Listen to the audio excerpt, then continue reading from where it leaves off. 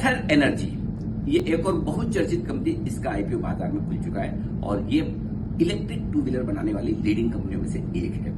एक और स्टार्टअप है जो बाजार में उतरने की तैयारी कर रहा है और इस स्टार्टअप के भी दूसरे स्टार्टअप की तरह ही ब्राइट प्रोस्पेक्ट है बिजनेस को लेकर, लेकिन कंपनी अभी तक प्रॉफिटेबल नहीं है। इसको प्रॉफिटेबल होने में 1 से 2 साल कम से कम लगेंगे, ये आप मानकर चले।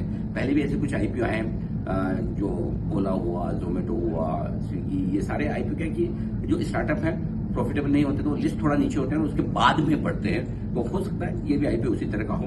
अब इसमें आपको करना क्या है, अगर आपकी रिस्क लेने की ताकत नहीं है, लो रिस्क इन्वेस्टर हैं, या फिर आप एकदम शॉर्ट टर्म लिस्टिंग गेन के लिए लगाते हैं पैसा, तो आप इसको कर दीजिए साइड में अपने काम करने के लिए। अगर आपका व्यू इन्वेस्टमेंट का है और 2 से 3 साल का व्यू रखते हैं आप इन्वेस्टमेंट के लिए, तो फिर इसको कंसीडर कीजिए।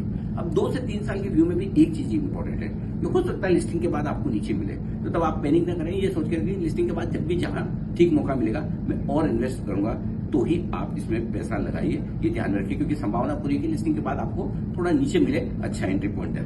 पॉजिटिव क्या है ये समझ लीजिए।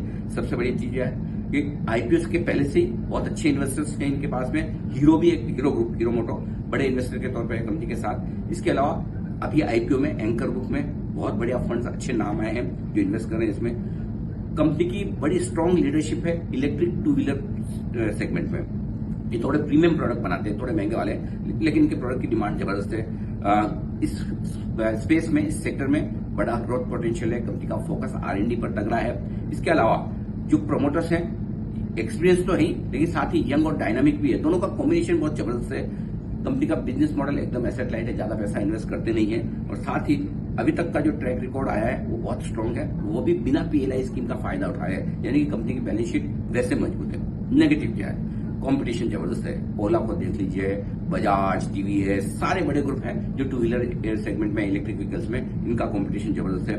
दूसरा ये कि गवर्नमेंट सब्सिडी इनको लेनी पड़ती है, सबको लेनी पड़ती है, तो डिपेंडेंस काफी है उस पर। जो फाइनेंशियल को लेकर थोड़े से कंसर्न है वो ये कि अभी तक लॉस मेकिंग है कंपनी, EBITDA लेवल पर भी और पैट लेवल पर भी। तो अभी प्रॉफिट आने में कम से कम साल भर तो मान के चलिए, जो जिस तरह से ग्रोथ हो रही है, मैं अंदाज लगा रहा हूँ 1-2 साल तो लग ही जाएंगे। नेट कैश बर्न है, यानी कि कैश फ्लो पॉजिटिव नहीं है, नेगेटिव है। 717 करोड़ का दिसंबर 2024 में नेगेटिव कैश फ्लो था।